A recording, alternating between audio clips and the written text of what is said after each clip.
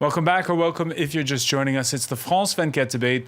We're wondering if Ireland's going to vote yes Friday to a referendum to legalize gay marriage. With us to talk about it, musician Paddy Sherlock playing this evening at the Bastille in Paris. In fact, he's getting set for his gig, hence the fact that he is offset. Welcome back, sir. Welcome back as well to Father Aidan Troy, parish priest for St. Joseph's Church here in Paris. We're also in the company of Nathalie Saban, who teaches at the Sorbonne Nouvelle, Paris 3 University, and Bruno Verken of France's Christian Democratic Party. Welcome back to all of you. Some of the comments I've seen, Father Troy, have said that this is actually a referendum on the relative strength of the Catholic Church in Ireland. How do you see it? Well, if it's a referendum on that, I think it's both costly and unnecessary, because I could give you the answer to that now. The Catholic Church is not strong in Ireland. I don't think, I've lived 7 years in France now, but I'm back every 6 weeks for a job in both Belfast and Dublin. And, talking to my colleagues, and I talk to an awful lot of priests and an awful lot of lay Catholics too. And that's why I think the point earlier made about there is no way in which there's an opposition from the Catholic Church on this. I think as citizens, and every bishop can say, I can say what I want, because besides being here as the parish priest of a Catholic parish, I also am a citizen who doesn't have a vote because I happen to live off the island. But that aside, I still think the Catholic Church would be very, very ill-advised to give an order or to even suggest that they have the moral authority to tell people they can put the arguments up, and I would admire them whether I agree or disagree with them. Some of the nuances and some of the language used by some of the bishops has not been helpful.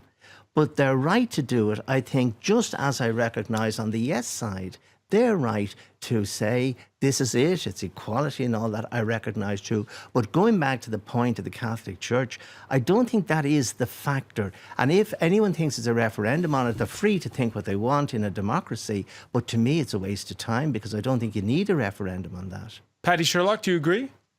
I agree entirely. I don't think it's anything to do with the Catholic Church. There's priests who are coming out for yes, there's priests who are coming out for no. The hierarchy apparently have tended towards no. But I do not think it's a referendum on the Catholic Church. I think it's a referendum on equality. And what about regarding the clout of the Catholic Church? When I was young, it was démesuré. It used to be terribly, terribly strong. It was too strong. And not just the Catholic Church, but especially the Catholic Church, because it's by far the biggest. But Ireland was ridden with everything that's wrong with religion, and unfortunately not blessed with things that are good about religion. Not enough, at least. It was terribly, terribly imbalanced. They had far too much political power. It affected democracy. It affected people's lives. Separation of church and state is a much more forward-looking way of doing things. And I think, just to say what Father Aidan said, I think an awful lot of Irish people the Catholic Church is in trouble in Ireland. And they really messed up in Ireland, especially with the child abuse and everything. But I think that an awful lot of people who have left the church have an emotional attachment. And if the church did run its affairs better, they might get a lot more people back. Now, that's very idealist to say, but I don't think it's a referendum on the church whatsoever. Bruno Verken, this is also a country of lapsed Catholics, more lapsed than Ireland. In that regard, how is the church perceived in your view? In France? On that topic?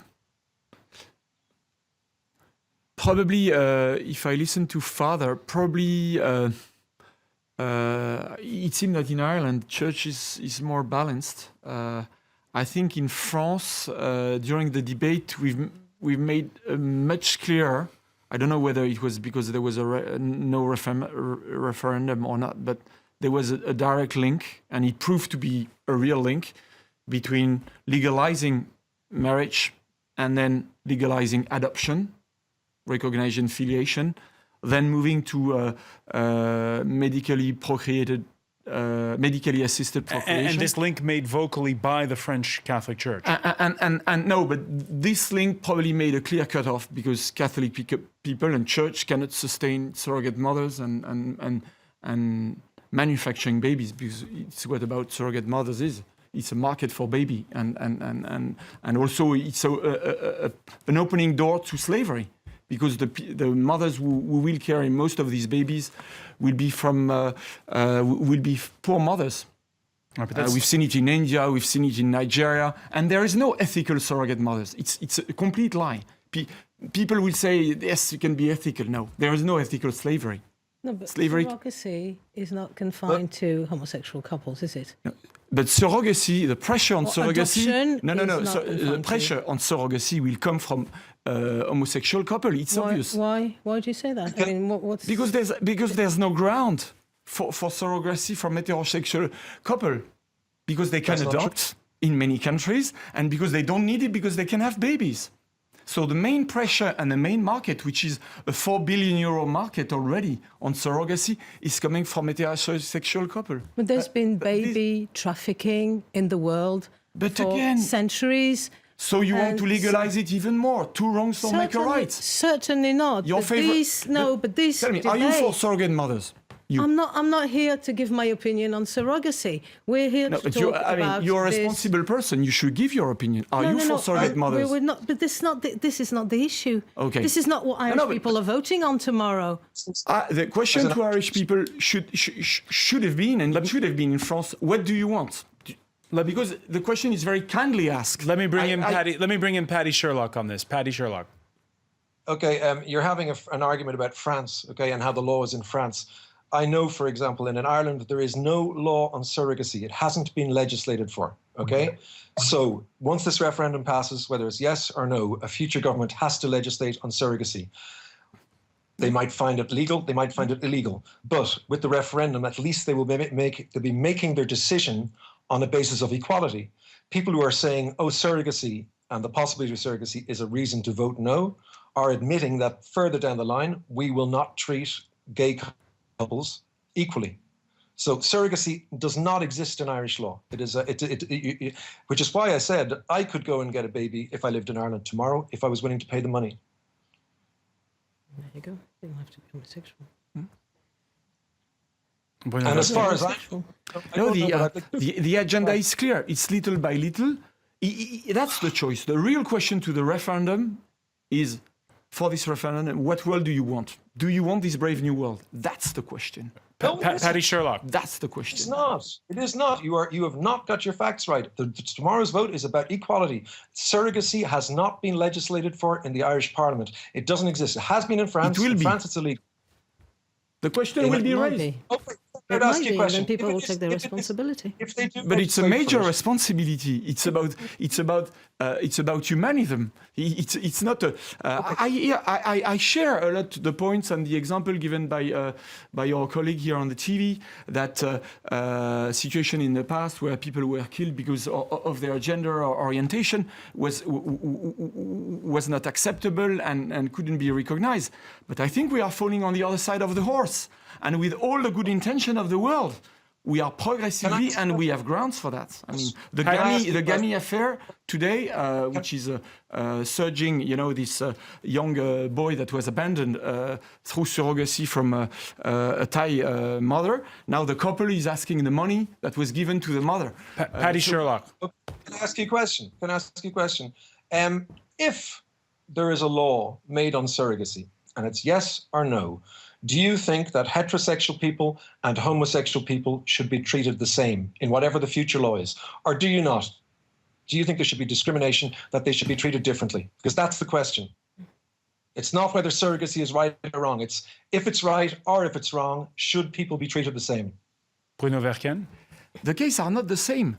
Equality is not similarity.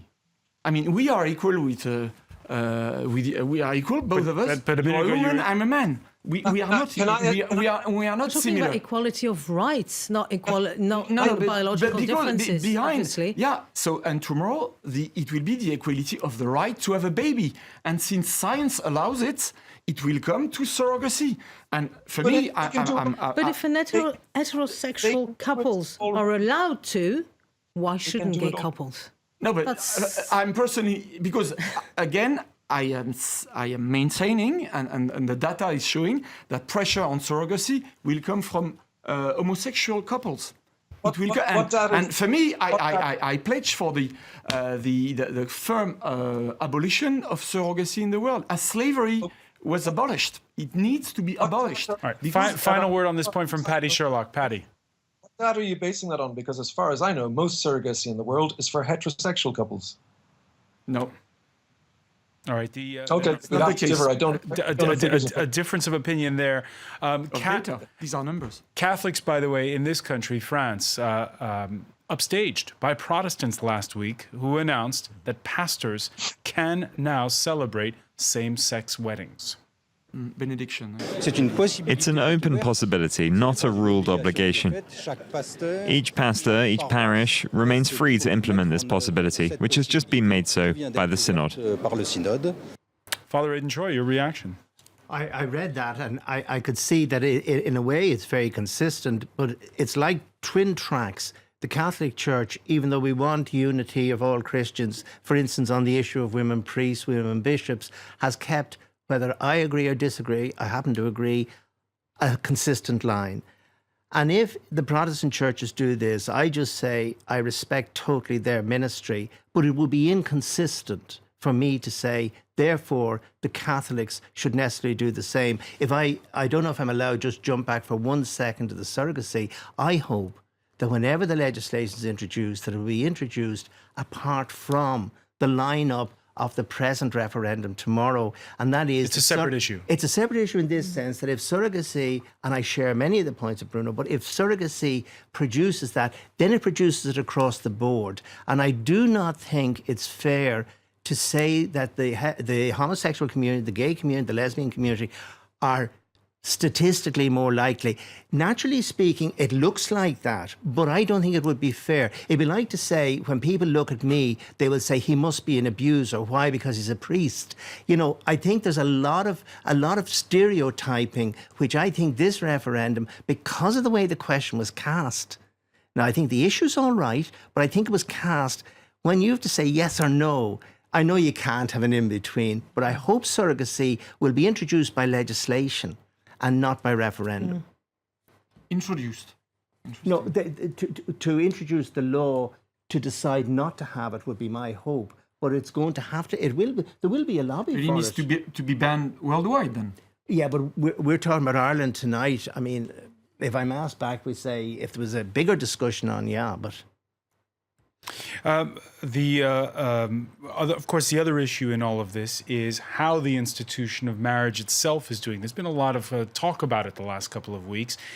And actually, the result is, according to many, better than you think. The divorce rate in Europe is slowing. So, by the way, is the rate of marriage within the 28 states of the EU. There's the graphics, and the curves are kind of slowing down. Now, both rates relatively flat, both in France and in Ireland. In the United States, several studies put to bed the myth that half the marriages end in divorce. In fact, among the generations that married less than 20 years ago, the divorce rate has dipped to 30%. Now, there's several reasons for that. Fewer people getting married, but it also seems to be the case that marriages have gotten more stable as people are marrying later. Father Troy, how's marriage doing in your view? Well, I'm probably the least qualified because I'm not married, but the best qualified in the sense I didn't have a row with the wife tonight, so I'm not going to divorce her, you know, that sort of a way. But I do think there's a huge opportunity, irrespective of the result of the vote in Ireland, to examine, as you say, the question of marriage. I think the key to it, and I say this from over 40 years' experience as a priest, is in the whole understanding, not just of the Catholic sacramental piece, but of the nature of marriage. And sometimes the preparation, we say, that the Catholic Church has done still would leave a lot to be desired, in the sense that sometimes we say, well, if you know this, that's okay, we'll go ahead and marry you. I think that the more people are helped to understand from a human point of view what they're entering into, I can only stand in marvel I have huge number of families at St. Joseph's. The vast majority of them stick together. They bring their children. They love those children to bits. And I'm just standing there in absolute amazement at them. And I think marriage is on the up and up. That's just my observation of it. And I think this debate in Ireland, if we're going to take the positive out of it, should make people who maybe are very opposed even to the referendum to say, well, what am I doing about marriage? What about my marriage or my help of married people? I think it will be good for that point of view. Paddy Sherlock, the out-of-wedlock Paddy Sherlock, I should say.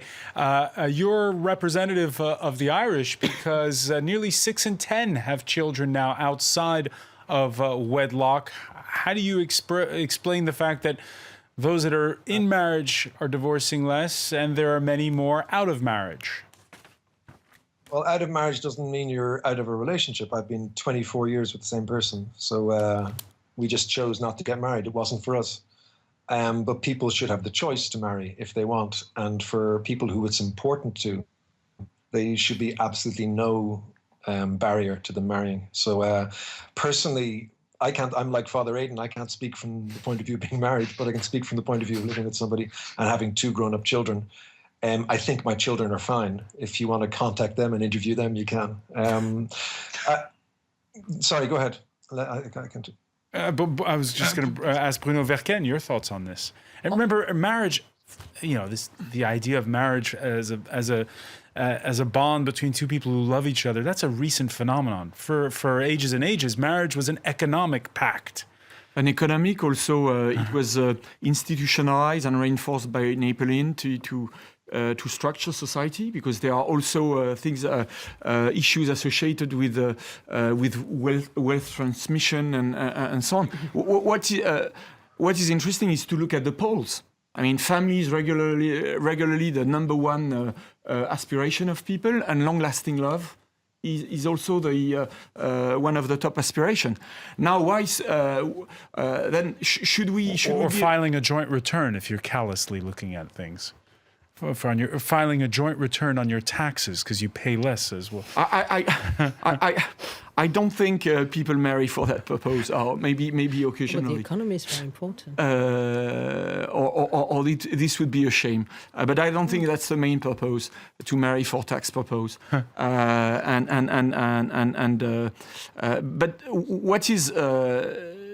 what is at stake is we know that many of the issues that our society face, whether it's about education, violence, whether it's about economy as well, come from family issue.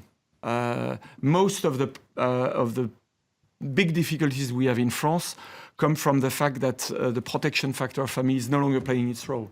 So we should protect families. Okay, and that's very important. And the main, I have children here on. We know that the first victims of divorce are children, and of course, I'm sure I will be proposed many examples of children that are happy though their parent divorced, and many examples of children that are very sad while their parents are still married. I anticipate here the reaction, but nonetheless, strong family is a factor of stability and wealth, and it should be encouraged. But Nathalie Seban, on that point, actually, what the sociologists say is that the poorer you are, the higher the chance there is of divorce and of broken homes. But in times of economic crisis, the marriage rate falls drastically, and that was the case in Ireland. It declined tremendously by 2008, and it's going up again at the moment because things are going a bit better. And also, when you were talking about the fact that 6 out of 10 children today are born out of wedlock, but that's also because the stigma of illegitimacy and illegitimate mothers was removed in Ireland very recently, because not so long ago, unmarried mothers were sent to religious institutions that are now not, I'm not going to tell you what the Magdalene Laundries and mother and baby homes did and affected the reputation of the Catholic Church in Ireland, notably. But apparently, yes, by European standards, Ireland is doing quite well in terms of marriage. Paddy Sherlock, a final thought on that. I think Ireland is doing very well on marriage. I think our statistics are very high if you read the papers. I think there are loads of couples coming together. I would agree with what was said earlier, that of course everybody agrees that a family unit is the strongest unit. In an ideal world, we would all have nuclear families that all do well. The reality is not that. The reality is that there are all sorts of families, and the law should reflect that reality. And the reality is that there are families with two parents who are women and two parents that are men. That should be protected by the law in the Constitution as well. Paddy Sherlock, best of luck with your gig tonight in Paris's Bastille. Thank you for joining us from the venue.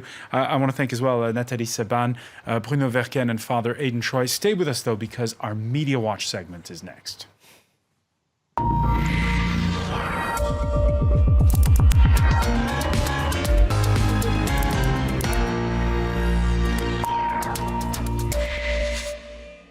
And we say hello to Emma James. Hi there. We're always talking about Ireland's soft power. 5 million people who live in Ireland? 4.7. And yet here we are talking about them again. It is quite incredible for such a small country. And this is an issue that really is getting the whole world talking, because it would be a first, regardless of Ireland's size. No other country, as the New York Times is among those pointing out, that if they vote yes on Friday, they'll be the first ever to legalise same-sex marriage according to a popular vote, not a political decision. So this really is quite monumental, and a lot of people keeping an eye on exactly what is going on. Now, the Yes camp at the moment is deemed to be out in front. All the major political parties have come out in support of it, and lots of celebrities too. Take a listen now to a few comedians who've given their backing to the Yes campaign. In Ireland, you're going to be voting as to whether or not gay people have the right to get married.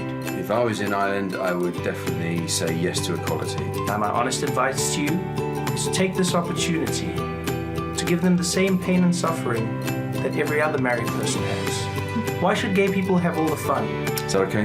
Yeah. What is it for? It's for equal marriage. What? I don't know if I'm in favour of gay marriage myself. My husband is. So there you go, the great Stephen Fry there lending his weight to the campaign. And of course, he can't vote, but recently married himself, so he's particularly relevant to hear from. One of the organisations that's gone into great depth on this issue is Vice News. They've published an article which really goes into how the Catholic country is changing, and at such a speed, because they point out that homosexuality was only decriminalised in 1993. 2 years later, they allowed divorce, but that only passed narrowly by referendum again. Abortion is still almost completely illegal, even in cases where there are fatal fetal abnormalities. In cases of incest and rape, it's still not allowed. Contraception was only made fully available in 1985. So this isn't a country that has been quick to make changes, but they all seem to be coming very swiftly now, and this one really is a very dramatic sea change. One thing that could affect the yes vote, though, says Vice News, is the fact that there's no postal vote, because the Irish youth really left in droves in the wake of the financial crash of 2008. So there are concerns that obviously the youth vote would be more likely to be susceptible to say yes, and they're not around to do it. The Independent takes a look at how would God vote. Because obviously the conservatism that there is, indeed, yes, maybe they've got a hotline. Conservatism in Ireland is completely rooted in its Catholicism. They say that there's a surprising number of high-profile Catholics and even ecclesiastical figures who've said they're backing the Yes campaign. The Archbishop of Armagh, though, has said gay marriage is not similar or even remotely analogous to God's plan for marriage and family. Now, Mashable has been taking a look at lots of different gay couples in Ireland who this will be affecting directly. And one of the quotes that I noticed that particularly resonated was, gay people always have and always will have children if they so choose. A yes or a no vote won't change that, because that's a lot of the drive of the No campaign, is that a family should be made up of a man, a woman and children. Well, I even saw there was one campaign spot for it where they even had a homosexual come on and say, I'm homosexual, but I believe marriage is between a man and a woman. What I find strange is that marriage doesn't automatically mean the arrival of children. and children can be conceived outside of wedlock. So I don't quite understand why it has to be that the two are married so intricately and so decisively by the No campaigners. All right, how's the No campaign doing? Well, they don't come off all that well, it has to be said. Some of the articles, most of them seem to be poking fun, frankly.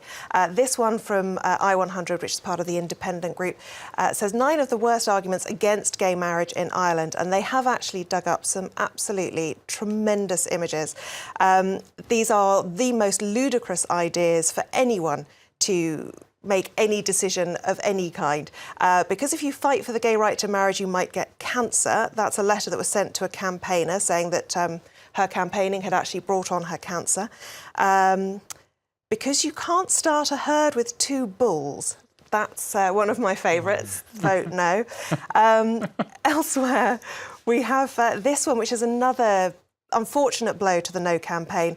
The couple used in this campaign photograph for the No campaign has actually come out and said this was a stock photograph. We didn't authorise its use for this, and we're appalled that it's being used in this campaign. Oh dear, and that poster's been everywhere, it seems. Absolutely, and just very quickly, the final word goes to this. Jesus had 2 dads and he was grand. Many thanks, Emma James. I want to thank our panel once again. Thank you for being with us here in the France 24 debate.